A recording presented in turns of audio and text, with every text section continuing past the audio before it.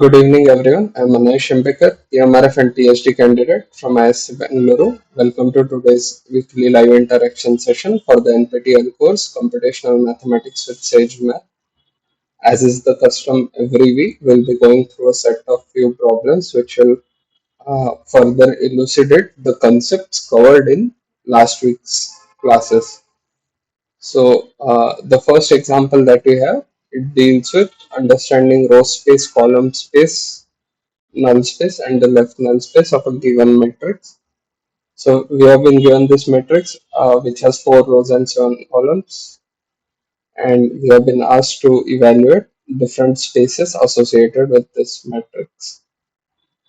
So we begin by uh, writing down the matrix definition. So as you have looked multiple times throughout the last couple of weeks, we write down rows as vectors belonging to rational space QQ and then forming a matrix out of these rows V1 to V4. Next, we are interested in understanding what are the dimensions of this particular matrix. So the command is simply a dot dimensions, where a is defined as a matrix. So it's a 4 by 7 matrix. To calculate the row space, column space, and so on and so forth, we first need to specify which vector spaces those rows and columns would belong to. So they are evaluated by looking at the dimensions of the matrix A. So since each row has each row has 7 components, it basically has 7 dimensions. So we define view V to be a 7 dimensional vector space in rational field, and W as a 4 dimensional rational vector space in the rational field. So V and W are Q7 and Q4 respectively. Next, we want to see what are the rows of A and the row space. So to evaluate rows of the matrix A, we basically use the command a dot rows. Should give us this should give us vectors which belong to an n-dimensional space, so which is basically Q7. So if I do show of rows, these are my 4 rows, and to evaluate row space, I will basically uh, calculate the span of these rows on the vectors in the vector space V. So once I do that, V dot span using rows, I get row space of A to be as follows. So you can see that this is a even though it is a 7 dimensional uh, row space, but in the any linear span of the rows can be constructed using only these 3 independent rows. So this essentially has degree 3. So the row space of A has dimension 7 and degree 3. Instead of doing this way, we could directly evaluate row space of A by doing A dot row space. So this basically gets us the same equation. So you have a 7 degree row space spans 7 degree but has only 3 dimensions.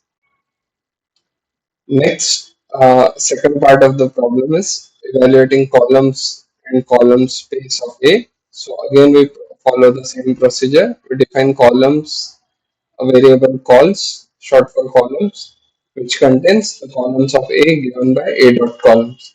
We expect this to be vectors in Q raised to M.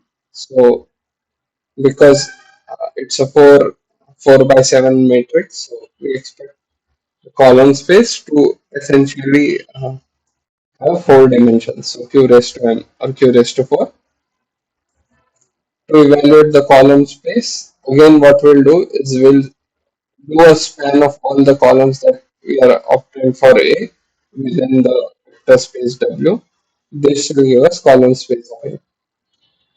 So even though we had 7 different columns, once we do a linear span of those, we see that the column space turns out to be only have 3 degrees and each entry has 4 dimensions. So which means you have only three linearly independent columns here. Similarly, above you also have three linearly independent rows. Same thing if you do, it can be done directly as a dot column space. So uh, we obtain the same answer here. So any linear combination of columns can be constructed by basically doing A times the first row plus B times second row plus C times the third row. Third part involved evaluating the null space of A. So if you recall the definition, null space of A is basically a set of all vectors x such that A into x equals 0 vector. So to evaluate that, we could like take a symbolic approach and do say like x1, x2, x3, and so on, and then calculate. Or we could directly make use of the sage command a dot right kernel, which is what I'm doing here. So this gives us basically a vector space of 7 degrees and 4 dimensions. So any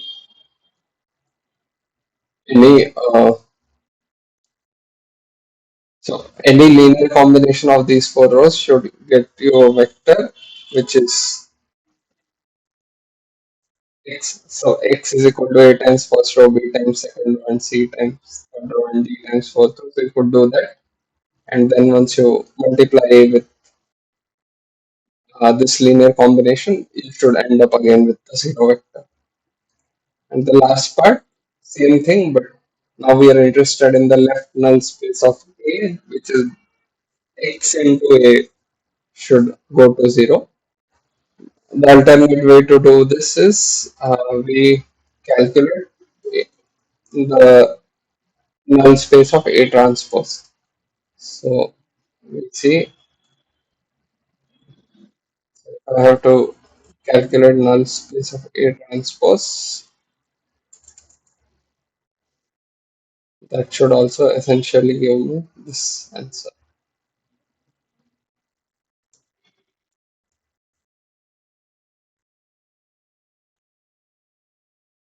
So A dot right kernel.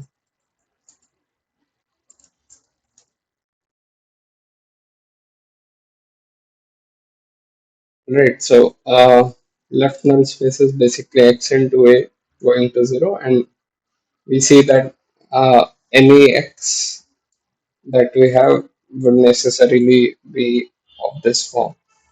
So some constant times multiplication of this one vector. So left null space only has 1 degree, even though it has 4 dimensions. From this, we also can infer that because the linear combination of rows of A is basically going to 0, the rows of A are not independent, which should again feed back to the row space of A, not having dimensions 3, which is less than the total number of rows 4 that we have for this particular case. Okay, so this concludes the first problem. If there are any doubts, you may ask them now of a given matrix. So it is written as C, K, 0 and L, where we have been asked to, where we have been given a matrix A, and now we have been asked to show certain properties for the extended echelon form of A. So,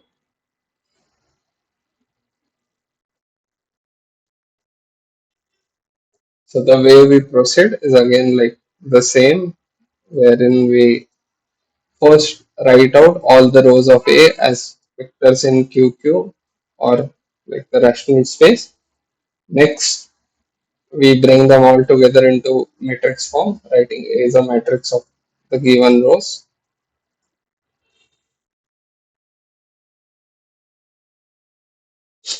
Sorry. To calculate the extended echelon form of A, we do show A dot extended echelon form. How does this do this? If you want, you could look also through the help.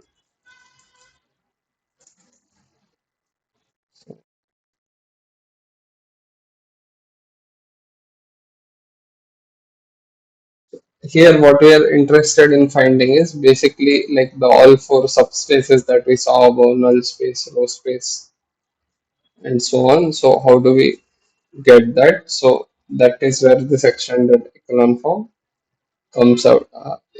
Basically, is useful. If I call it, this is what the output looks like for our particular case. It has four different matrices within it, and each of those four essentially spans a particular uh, can be used to span a particular space. So now from this we extract whatever submatrices C, K, and L are. So if I do this,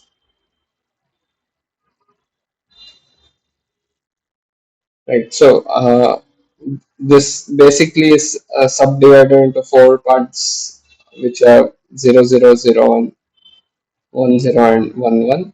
So that is how we are extracting C, K, and L. I do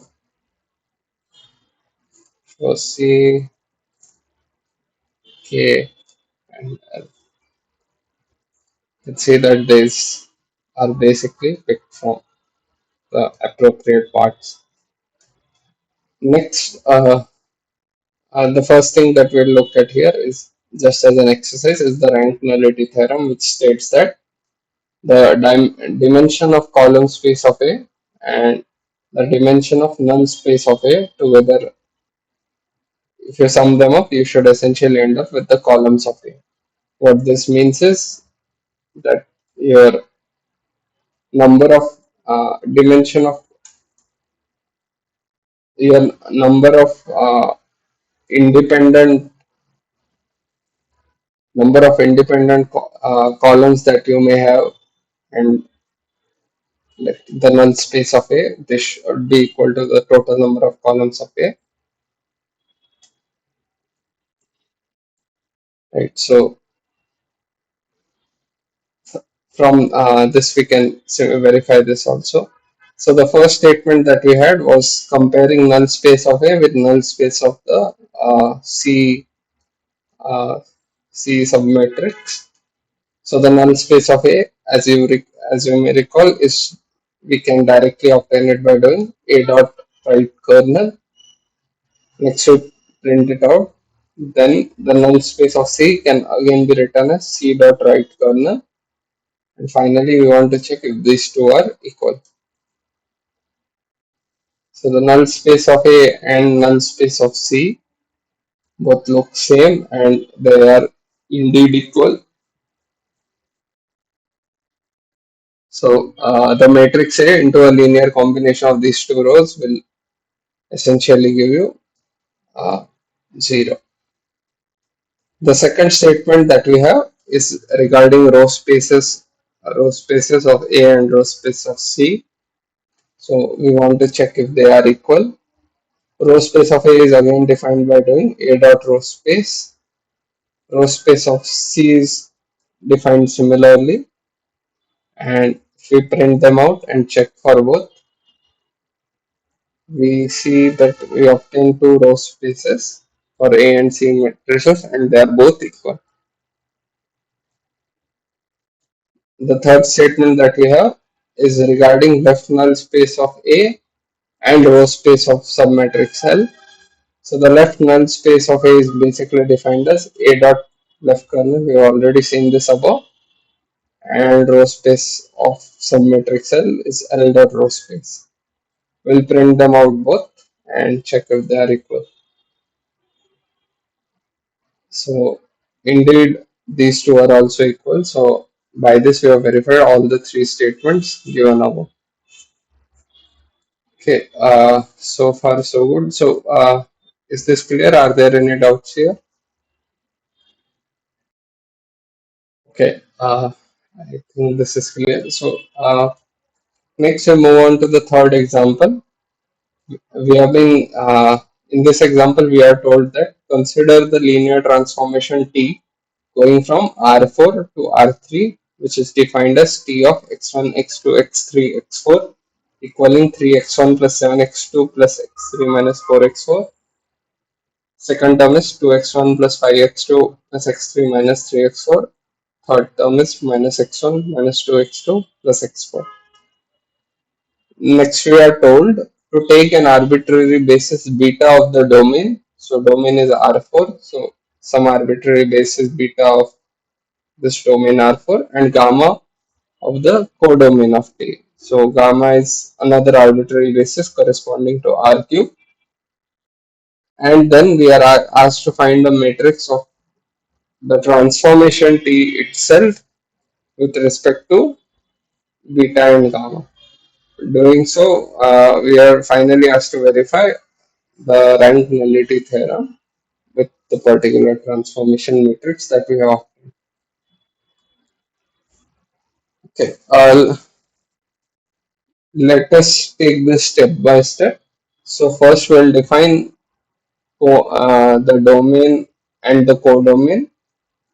Both basically are subspaces related to r raised to 4 and r cube. So we're defining them as q4 and q3 as q4 and q3 as v and w as my two primary spaces. Next, I'm defining four variables x, y, z, and w. So instead of x1, x2, x3, x4, I'm defining x, y, z, and w.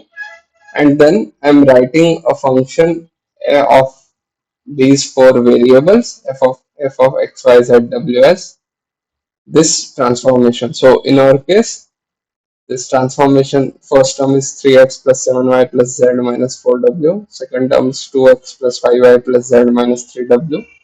And the third term is minus x minus 2y plus w.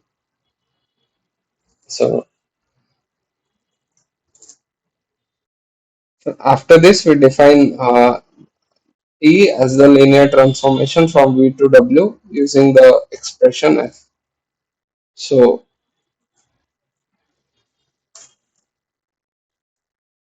right. So we have already seen, I think, in class how to define a linear transformation, but I'll just go through the help ones. So if we look at the examples, you basically have two subspaces, two spaces, domain and codomain, and a function f taking a point in domain to a point in codomain, right? And xyzw is like same as any expression that we have defined countless time in all the classes so far. To right. So T basically is a vector space morphism or transformation from Q4 to Q3 represented by this matrix. So whenever we have some x, y, z, w, we'll be multiplying, say, on the left hand side a row x, y, z, w on the left hand side row vector with this matrix to obtain the three entries or like the transform points in the codomain.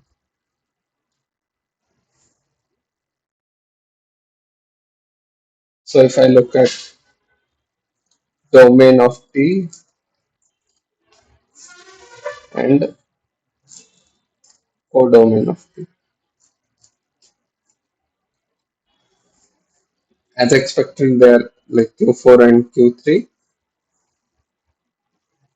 Next, we before we move into like defining a basis and all that, we'll take say a simple vector 1, 2, 3, 4 and see how the transformation affects it. So we expect like 1, 2, 3, 4 to basically feed into XYZW and obtain us three different values as T of. So T of V is basically 4, 3, minus 1 in our case. Next, before choosing an arbitrary basis, we look at the transformation in matrix form with respect to standard basis. So this is something that we have already looked at above, but basically above we define T to be like this, where a row vector was multiplied with T to obtain another row vector. A 4 by 1 row vector, sorry, a 1 by 4 row vector was multiplied with this to obtain a 1 by 3 row vector, and that is the same thing that we are doing, except now we will be multiplying this transformation matrix, sorry, matrix of the transformation T in standard basis, which is A, with a column vector, 4 by 1 column vector on the right hand side. So this must say, like, to obtain the transformation of 1 to 3 4, we basically have to multiply A with V. If I do A into V, we'll get 4 3 minus 1. So this gives us the matrix with respect to standard basis, both in domain and codomain. So that is important. Now we shift to any random basis. So firstly, we define four different vectors for the domain space. Domain space is Q4. So we need four entries for each vector. It's a four-dimensional vector in Q. U1, U2, U3, U4. Together they are clubbed together to create BD, the basis of domain set. And then we define domain as V dot subspace with this particular basis. If I now print the domain,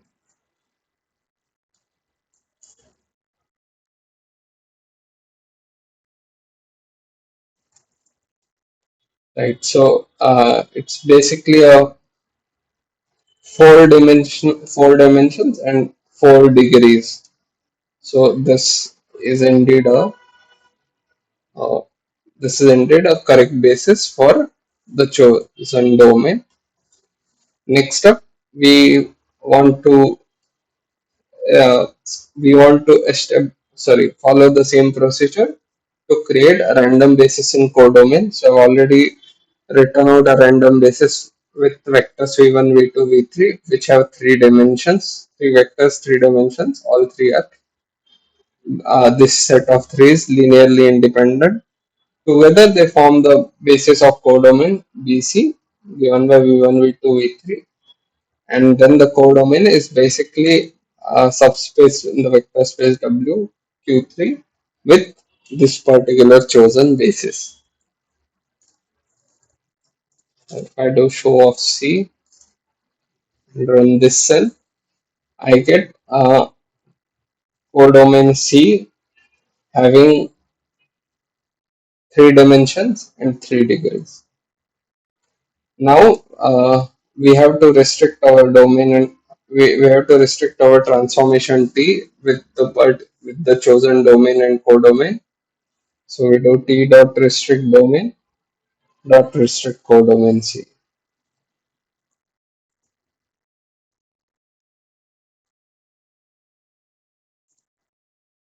So this basically tells us that uh, S S is basically the same thing, which is a vector space morphism or transformation from this particular basis set to this particular basis set, and it will have a representation from a particular matrix. If I write down the transformation matrix on with a right for a right hand side vector, I get this. So I do show slot I get. Okay, so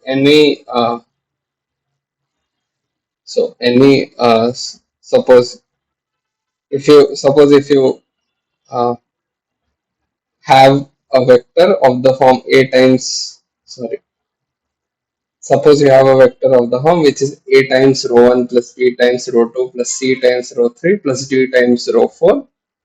That would have that vector written in this BD basis set would have the dimensions, or sorry, or coordinates rather, as ABCD, and those ABCD you have to basically multiply here to obtain the coordinates with respect to this particular basis set BC.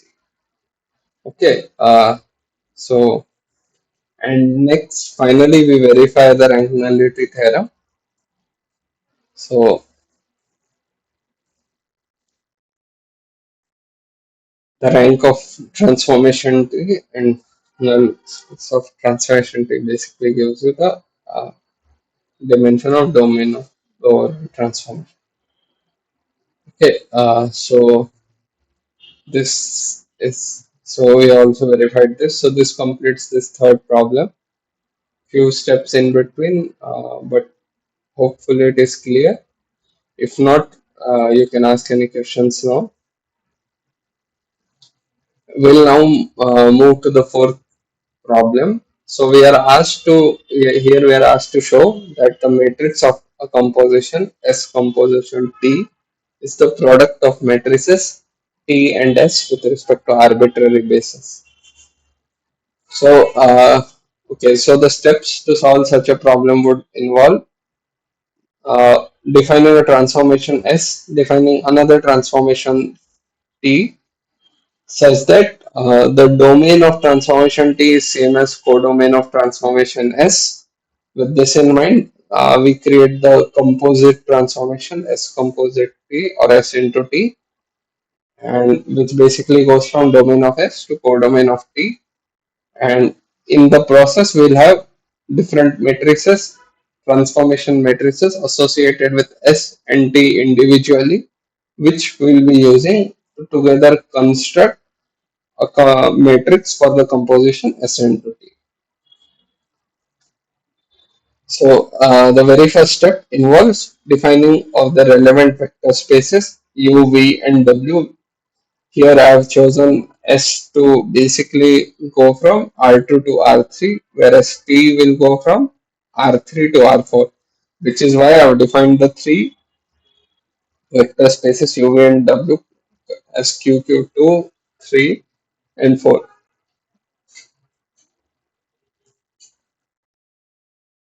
Just to show you. Okay, so Q2, Q3, and Q4.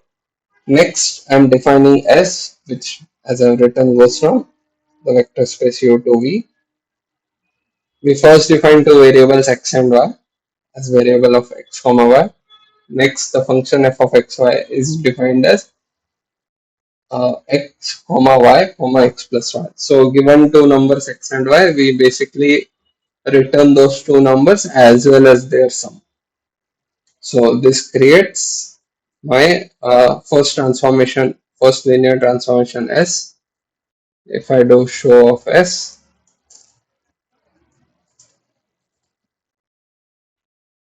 so again S is defined as a linear transformation from U to W based on the function f. So as you can see, f from xy goes to xy, x comma y comma x plus y, whereas S is the vector's transformation from Q2 to Q3 represented by this matrix for uh, this is basically the transformation matrix for row vectors multiplied on left hand side using standard basis. So 1 0 0 0 1 0 0 0 1 and so on. Next, we define the transformation T, which goes from V to W. Again, it requires so like three variables x, y, z are required, which are defined here.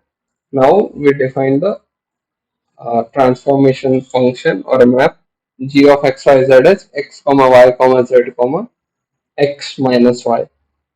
So the first three numbers are returned, and then the difference between the first two numbers is also written. Using this function g, we define the linear transformation T going from V to W. Uh, yeah, V to W using the function g. And now if we print them out, what do we see? Again, g is a function going from xyz, xyz comma x minus y, and T is the linear transformation from Q3 to Q4 represented by this particular matrix. Now suppose you also want to look at the composite of these two. So composite transformation is S into T. It will go directly from U to W. So U has U has dimension 2. So x comma y only two variables we have. And now we define the composite function h as this composite function h is basically you can infer it to come from f and g. So xy will first h is basically f of I think a different way for me to define it would be h is g of f of x comma y. So this is basically the composite function.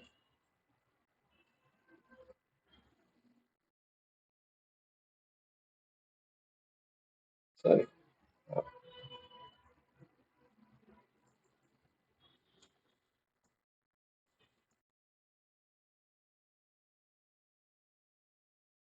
Uh, some error is coming here. Second. H of xy is basically g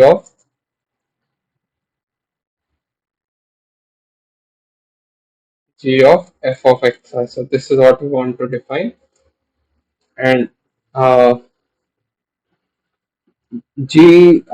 f of xy we know already gives you x y x plus y, and g will basically return the same first three terms and add a difference term between the first add the difference between the first two terms as the last term. So this creates the composite function h. Next, we'll be uh, defining Next, we'll be defining the linear transformation for the composite linear transformation as ST going from vector space U to W based on the function H. If I now run this cell, we basically have xy going to x comma y comma x plus y x minus y, and it says that ST is basically a linear transformation from Q2 to Q4 represented by this matrices. Next, we'll be starting off now by defining arbitrary basis for all the different domains and codomains. So, firstly, we look at the transformation S with arbitrary basis. So, one of the bases that we have chosen is basically 1 1 and minus 1 comma 1. These two vectors U1 and U2 defined in QQ together form the basis of domain set BD. Now the domain D is written as u dot subspace with basis BD, and if I print this domain, this is what I get. So any vector spanning these two rows. For the codomain of S, uh, we define the three basis vectors as v1, v2, and v3 as vectors in the field QQ with these three dimensions, sorry, these three values.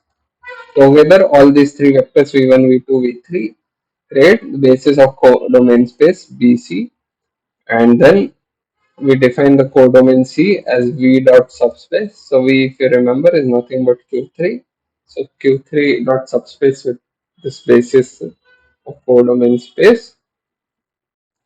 And if I now do show C, this is the row span that we obtained. So this creates, so for the arbitrarily chosen basis, uh, D and domains D and C are defined. Now we restrict the transformation S to have the domain D and codomain C, and now we calculate transformation matrix uh, for this restricted setting S1 in the form of matrix or a vector multiplied on its right hand side. So that is defined as SMAT, and this is what we obtain. So if we multiply this SMAT with a so if we have a vector u which can be written as a times u1 plus b times u2, then a and b would basically become the coordinates with respect to the bd basis set. And if we multiply those ab here on the right hand side of this matrix, we'll get three different values a1 b1 c1, which basically would be coordinates of the transformed vector using these particular bases. Same thing we now do for the transformation T with arbitrary basis.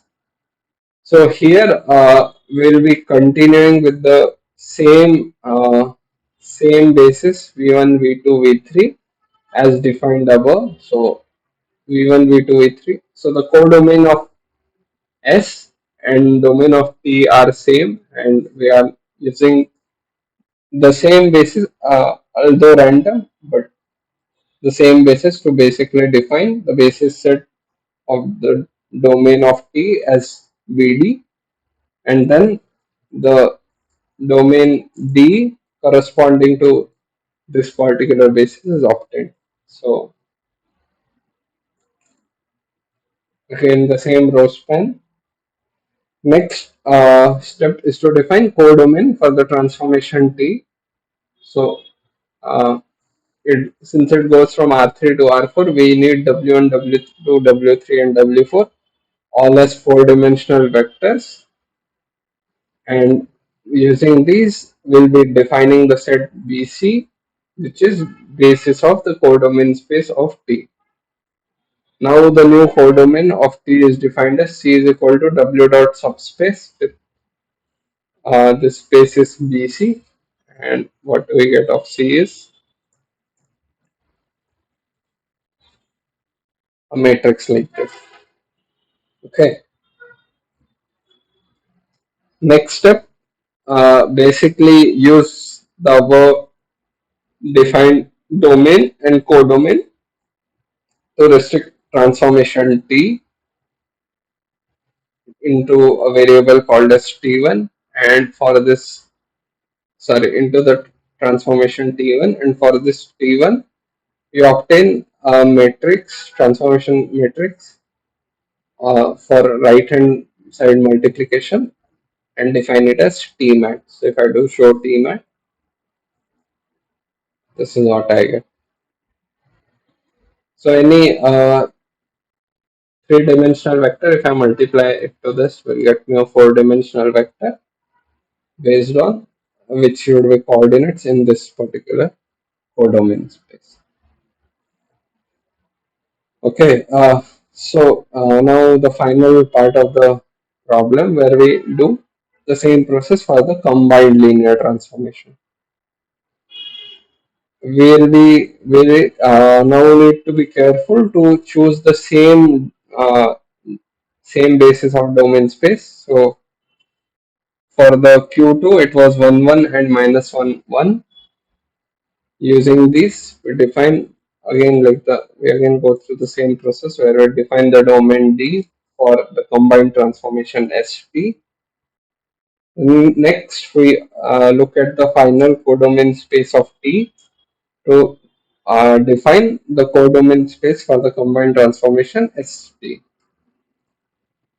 Same thing as we have been seeing here.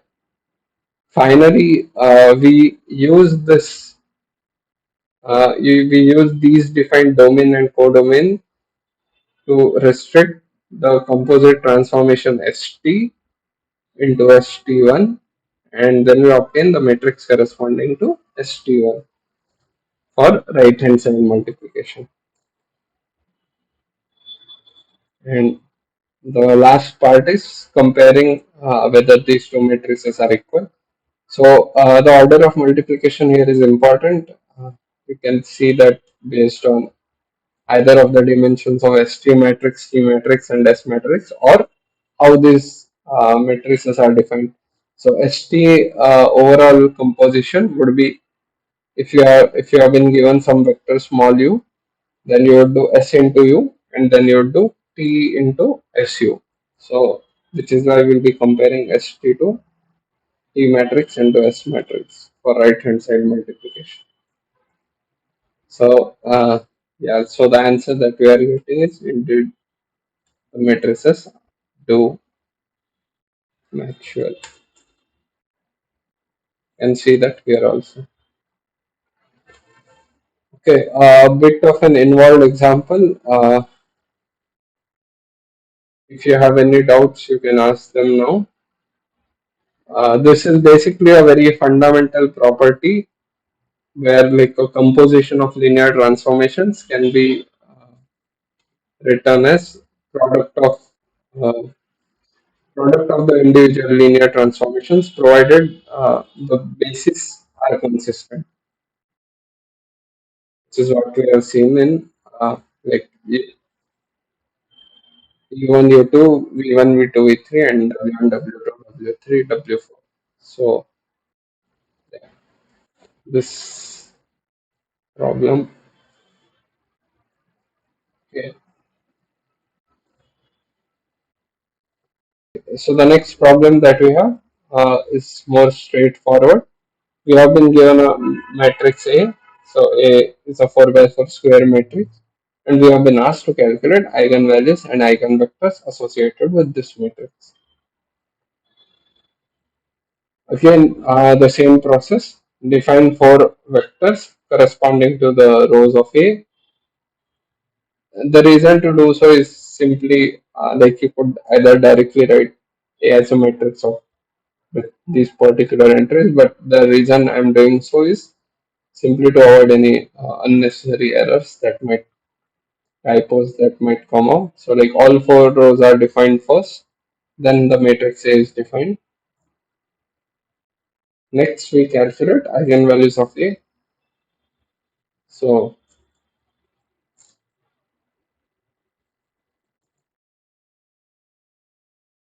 right, so this gives us four eigenvalues of A.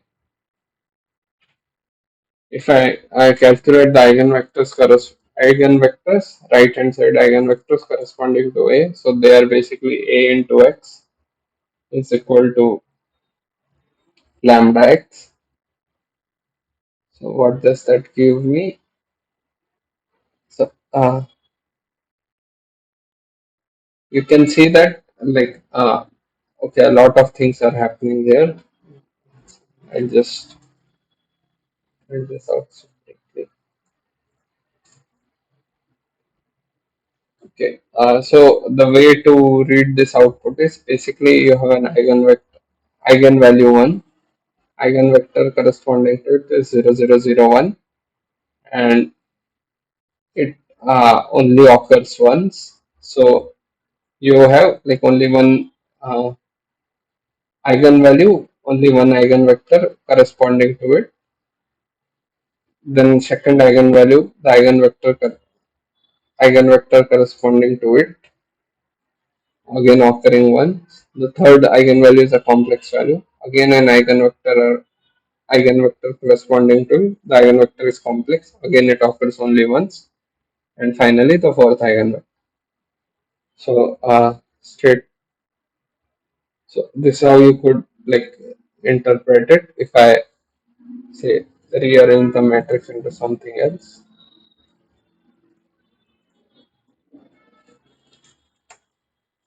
I expect one of the eigenvalues to be 0, and this is how it looks like. So because the two rows are same, the rows of A are basically linearly dependent, and therefore determinant of A must vanish, which is what we are seeing here.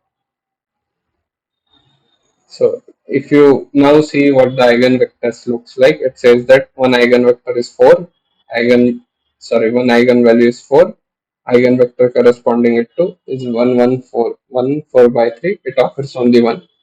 Another eigenvalue is 1, eigenvector corresponding to it is 0, 0, 0, 1, occurring once. Third eigenvalue is 0, eigenvector corresponding it is 1, 1 minus 3 minus 4, it occurs twice. So what this means is uh,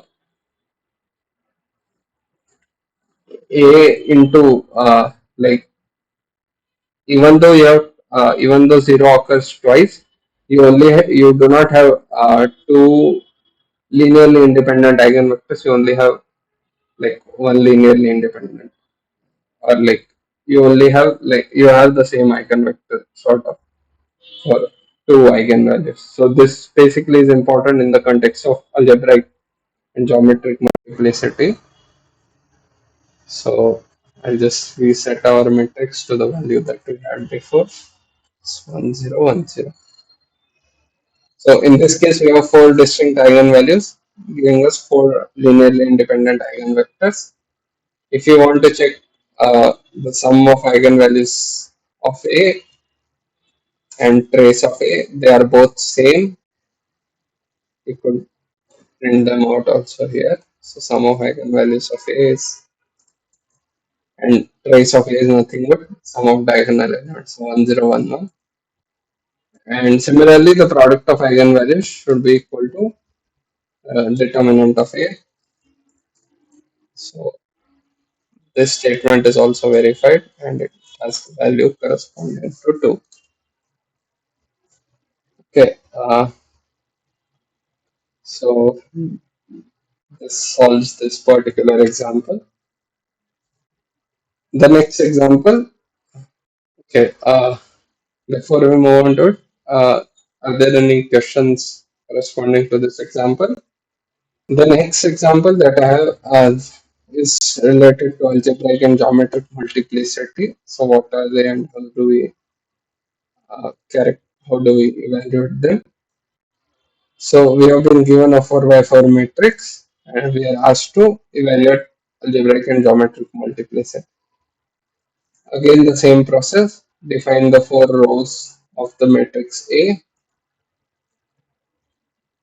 to calculate uh, what algebraic and geometric multiplicities look like. So first we'll be looking at the characteristic polynomial that should give us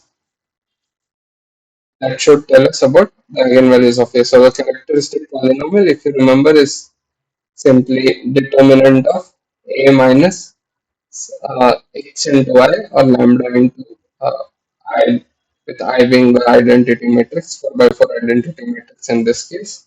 And we set the determinant of that to 0. So the way to do so would be, suppose we define x is equal to variable of x and define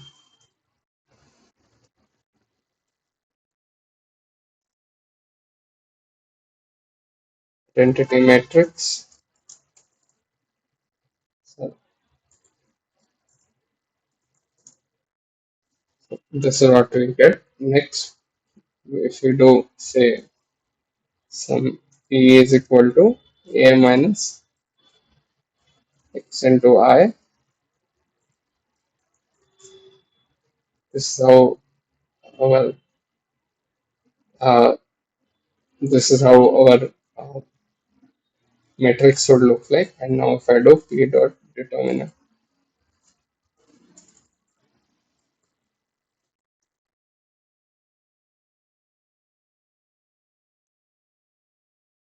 so this p dot determinant is basically what I would what this is basically my characteristic polynomial. So instead of doing all these steps, I could directly call small p is equal to a dot characteristic polynomial in the variable x.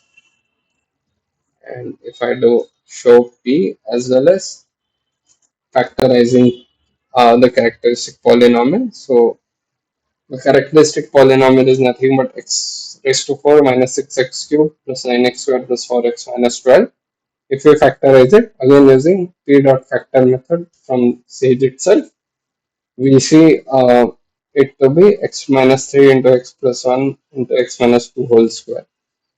So this tells us that the eigenvalues corresponding to matrix A are 3 minus 1 plus 3 minus 1 and plus 2 will occur twice. So this basically uh, writes down my characteristic polynomial. So algebraic multiplicity is how many times a particular eigenvalue, number of times an eigenvalue occurs, or you can also think it as like the roots of number of times a root of the characteristic polynomial will occur. So algebraic multiplicity of 3 is 1, of minus 1 is also 1, whereas that of plus 2 is 2. That is also obtained, that is also inferred by simply obtaining eigenvalues of A. So algebraic so the eigenvalue 2 occurs twice. Next we evaluate geometric multiplicity. What we are interested in is basically the vector space that would be resulting out of the eigenvalue 2, right? What degree does it have? So all are basically 4 cross 1 vectors or 4-dimensional vectors. But do we have, say, two independent vectors or two independent solutions such that A into V1 is equal to 2V1 and A into V2 is also equal to 2V2, such that V1 and V2 are not linearly dependent. So that is basically what we are interested in. To do so, we calculate the right eigenspace of matrix A by invoking the command a dot eigenspaces, right? Okay, so what does this tell us? So the first term is the first term is 3, so which is basically the eigenvalue 3. It tells us the vector space has degree 4 and has dimension 1 over this rational field with the basis matrix 1 to 0 and minus 1. So 1 to 0 minus 1 is the eigenvector corresponding to eigenvalue 3. Similarly, for eigenvalue minus 1, again it's a one-dimensional field with basis vector as 1 0 minus 1, 1 0 minus half and 1 6, and final value 2, it has degree 2 and degree 4 dimension 2 over the rational field, and it has basis matrix defined as follows. You can see that these two vectors are indeed linearly independent. So which means that the geometric multiplicity for the value 2 is also 2. So if I do eigenvectors right, okay. If I do what I had something that I had done for this example, which was 1010 and a dot eigenspaces.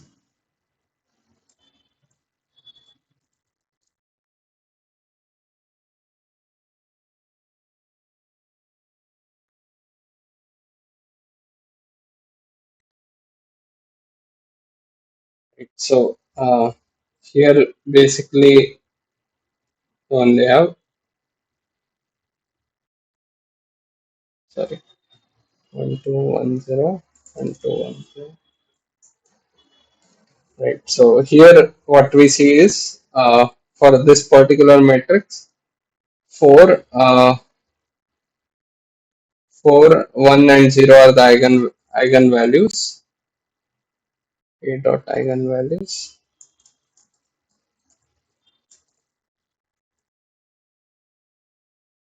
4100. So 0 has algebraic multiplicity 2, but if I look at the eigenspaces corresponding to 0, I only have one matrix. So that means that geometric multiplicity is only 1.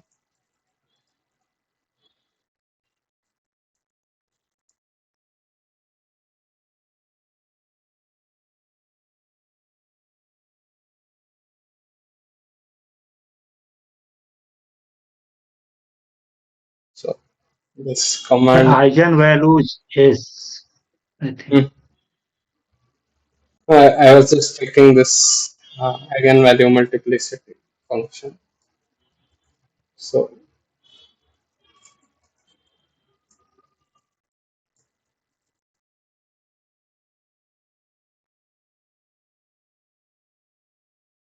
so it will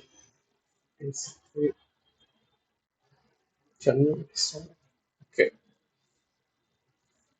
Right. So just wanted to show, like, even though the algebraic multiplicity here is 2, geometric multiplicity for the eigenvalue 0 is 1. So like the difference between those two. Okay. So hope the difference between the two concepts is clear. If not, or if you have any other doubt, you may ask them now. Okay, we will then move to the next example, and here we have been asked to check if this given matrix A, 3 by 3 matrix, is diagonalizable or not. So, same process, we define the 3 row vectors corresponding to matrix A and define the matrix using the matrix command. Now we calculate the eigenvalues of A. So, we see that the eigenvalues are 2, 1, and 1, which tells us that one has the eigenvalue 1 has a algebraic multiplicity of 2. Next, we look at the underlying eigenspaces. So, again, here we see that the eigenvalue 1 only has one dimension. So, the geometric multiplicity corresponding to eigenvalue 1 is basically 1. To find if the matrix A is diagonalizable or not, we we basically calculate the diagonal matrix D and eigenvalue matrix, eigenvector matrix P.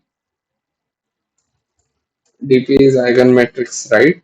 So you see that diagonal matrix is 210 and P is 110, 15 by 13, 10 and 3260.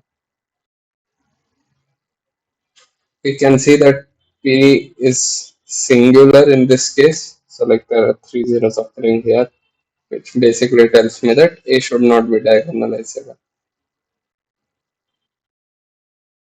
Again, for A to be diagonalizable, you would have required uh, two um, like algebraic and geometric multiplicity to be the same.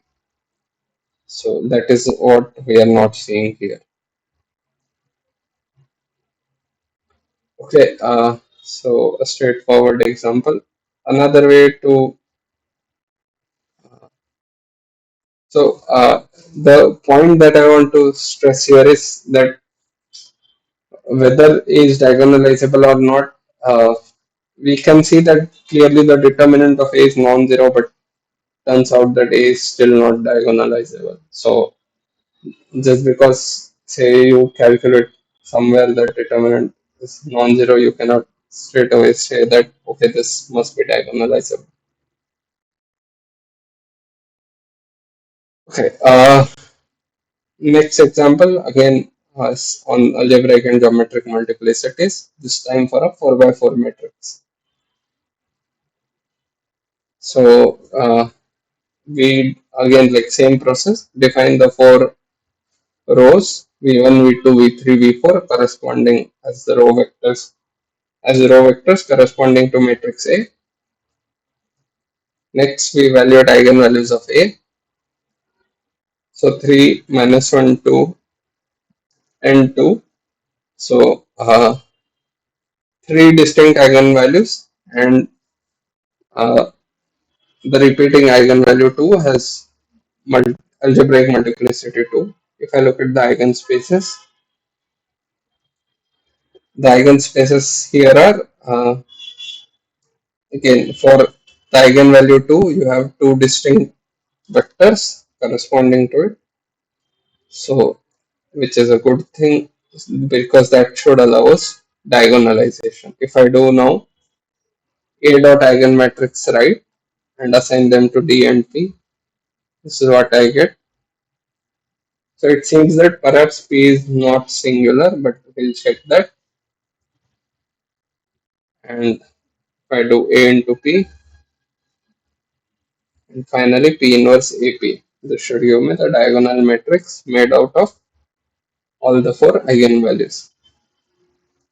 Okay, so the contrast between seventh example and eighth example is basically that in this eighth example, we have in both examples we have an eigenvalue which has algebraic multiplicity of 2, but in one of the examples we see that the geometric multiplicity of the repeating eigenvalue is matches its algebraic multiplicity, which basically means that we have a sufficient number of independent vectors to linearly independent vectors to perform diagonalization. And if you do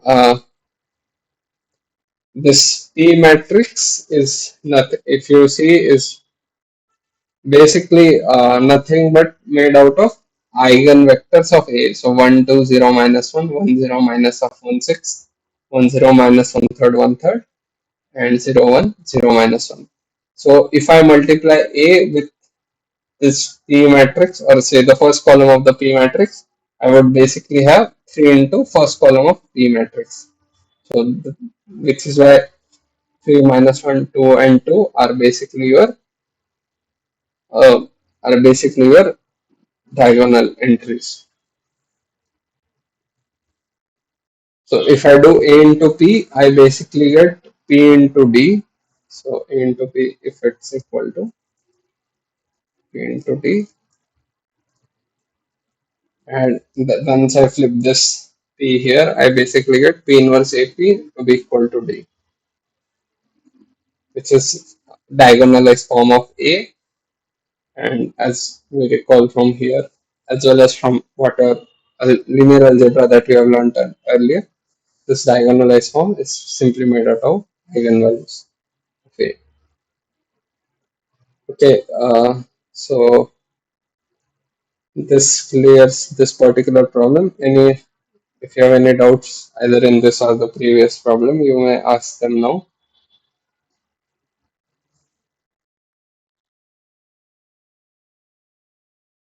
Okay. The next example, ninth example here, we are told to find algebraic and geometric multiplicity of each eigenvalue of the matrix A and determine whether A is diagonalizable or not, and if so, basically calculate P inverse AP. Again, we start by the same process with specifying row vectors V1, V2, V3, calculate matrix A. Then we evaluate eigenvalues of A, and we also, so we get three distinct eigenvalues. So algebraic multiplicity of 1, determinant of A being non-zero. Next we calculate eigenspaces corresponding to A. You can see that each of the eigenvalue has like a degree 3 one-dimensional space associated with it, and so far so good. Now we want to check if A is diagonalizable or not. So even though we have three distinct eigenvalues and three distinct eigenvectors, three eigenvectors corresponding to the same, we see that uh, we run into a bit of a problem here when it comes to diagonalization. So to understand why, we'll be basically calculating D and P matrices corresponding to A, and even if like from an eye test it doesn't seem like that is the case, it turns out that P is actually uh, P.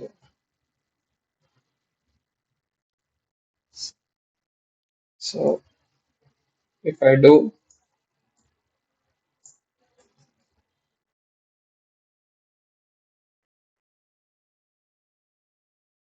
if I do AP is equal to PD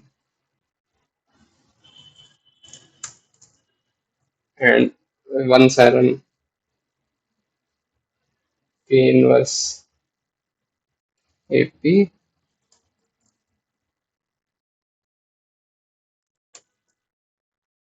this is what I get. So this A dot is diagonalizable is showing us that A doesn't seem to be diagonalizable, and the reason, if you look at it, is from, like, if you look at it from the P inverse AP matrix, you can see that the non-diagonal terms that we have in A are nearly zero, but they're not exactly zero. So this is why it's a bit of a problem here. So yeah, so like this isn't a pure diagonal matrix. We have some numerical residues in the off diagonal terms which have not vanished. Okay. Uh, and now the next problem that we have is regarding matrix A. We have been given a matrix A, which is a 3 by 3 matrix. It has a peculiar property where you can see that the sum of the columns of A are all equal to 1, and we are asked to find what happens to A raised to k as k goes to infinity. So again the same process, define the three row vectors v1, v2, v3 corresponding to rows of A, and use that to define the matrix A. Next we calculate the eigenvalues of A. So A has three eigenvalues, 1 half and 1/5. Next we will also look at eigenspaces of A. So three eigenvalues, three eigenvectors corresponding to the same. If I now calculate A square, what do I see? I see like some values here. If I calculate A raised to 10, and I'll try to calculate the numerical value. Okay, so something is happening here. A raised to 20. Okay, right. If I do say A raised to 100, so this is smoothing out. It seems like 0 0.1, 0 0.6, 0 0.3, 0 0.1, 0.6, 0.3. A raised to 200. Again, same thing is happening. Add one more zero. I'm not sure it will. Okay, so it seems like there is a definite limit as of a raised to k as k goes to infinity. To evaluate that, we'll be using diagonalization, because if a is indeed diagonalizable, we know that a raised to k can be written as p inverse dp, and then a raised to k is essentially, after simplification, it is nothing but p inverse into sorry a raised to k is nothing but p into d into p into p into d into p inverse becomes a, and A raised to k becomes p into d raised to k p inverse. So all we have to do is basically raise the power of the diagonal matrix d raised to k where k goes to infinity. So if I calculate, Sir, is this uh, possible to put mhm. the power infinity of A?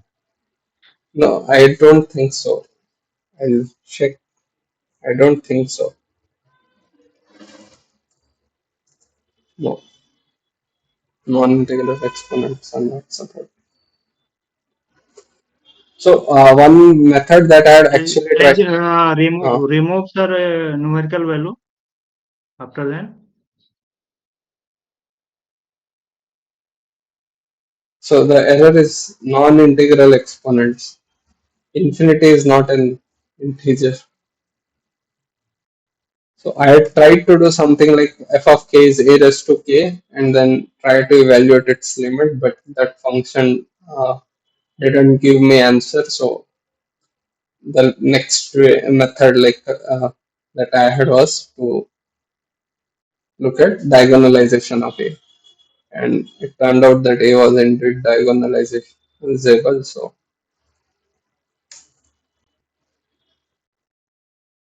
sorry, top 10.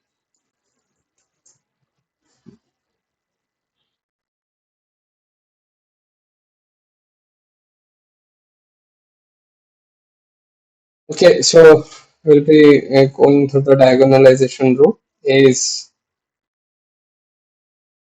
sorry, AP is basically PD. So D and P are evaluated as A dot eigenmatrix, right? I do show D comma P. This is what I get. D is this particular uh, integral. Sorry, this particular diagonal matrix, and P is, as we have seen above, P is basically all the three eigenvectors corresponding to the three eigenvalues. And we have AP should be equal to P. From this, we basically move this A is P into D into P inverse, and then A raised to A square or A raised to K basically becomes P into D raised to K into P inverse. We check if P is for P inverse to exist, we have to check if P is singular or not. So it's not, which is good thing, which means that we can diagonalize A as P inverse AP. Again, we obtain the same diagonal matrix consisting of eigenvalues of A.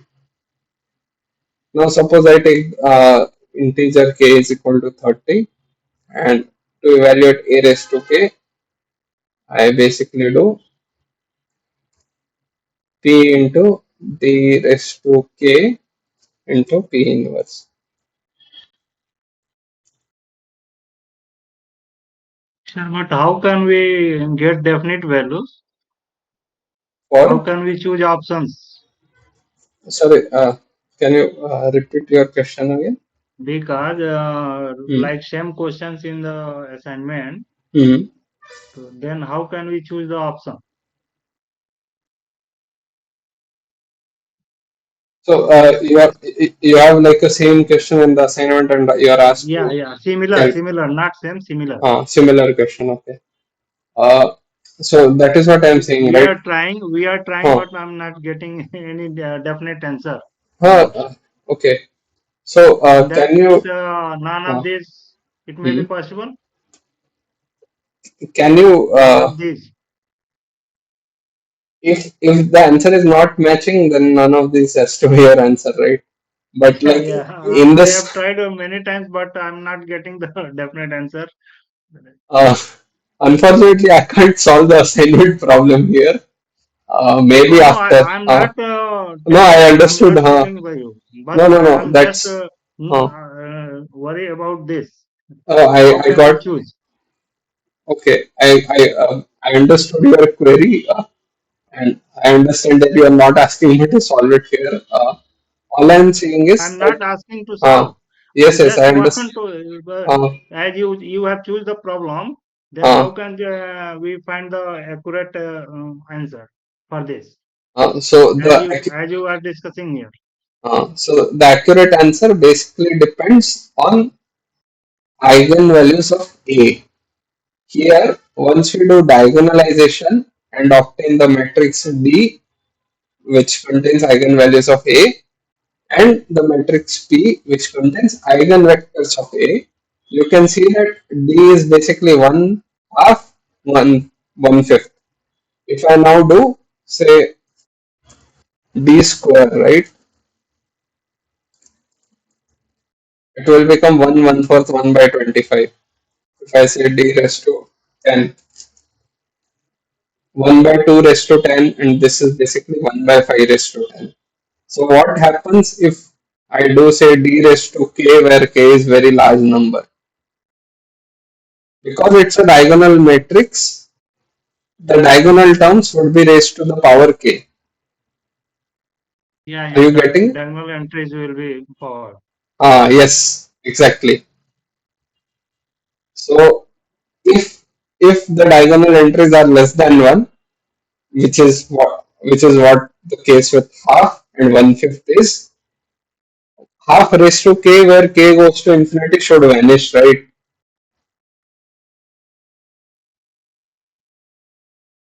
Are you getting it?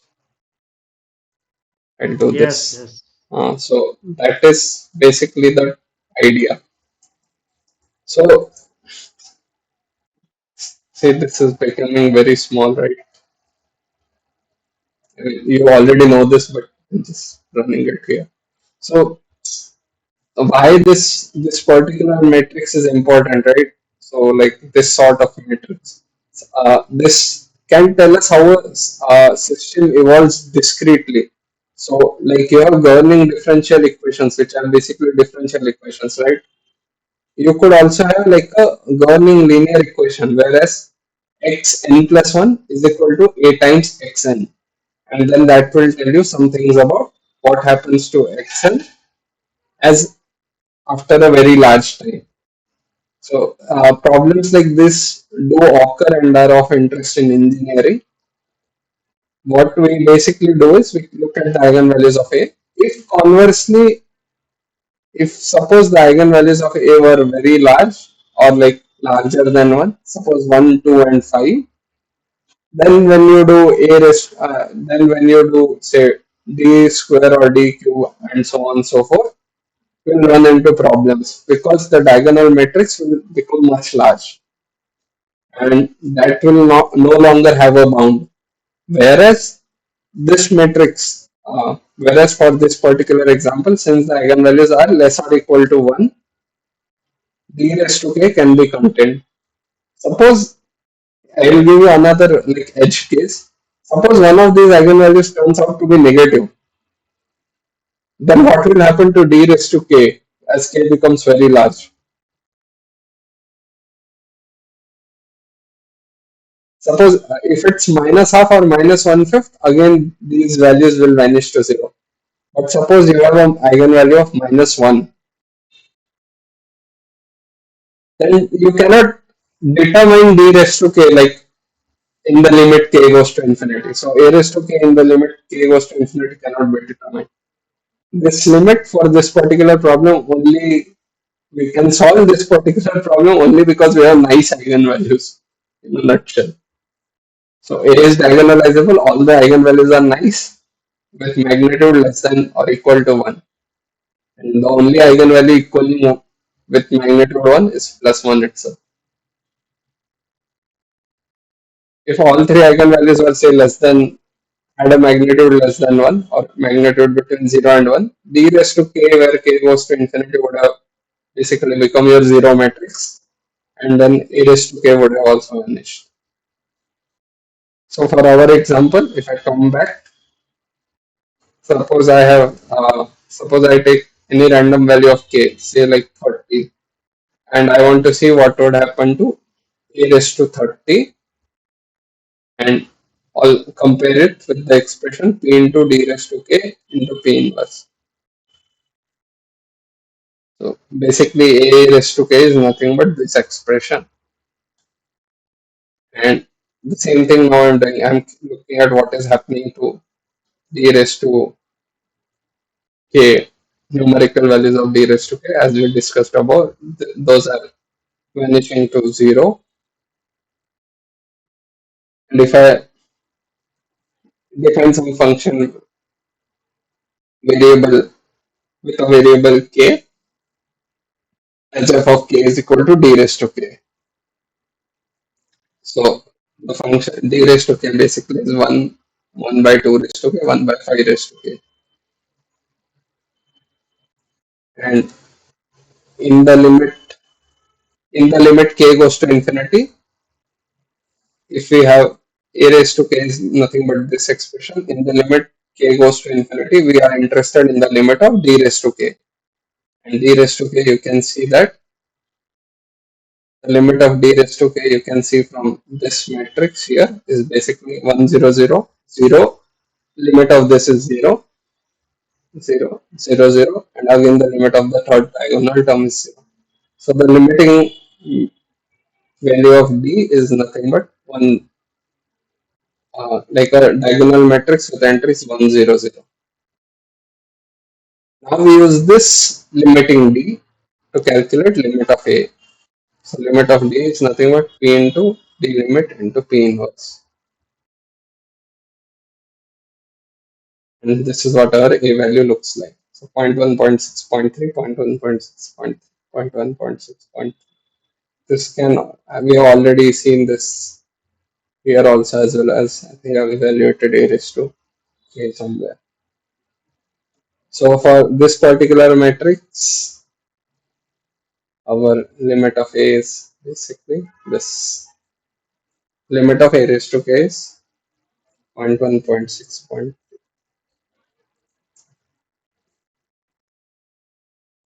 okay.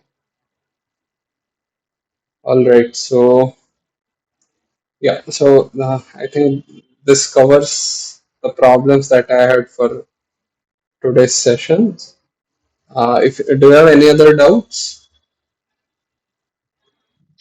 No, sir. Okay. Then I think we can close this session. Thank you for participating and attending this class. I'll see you again in the next one.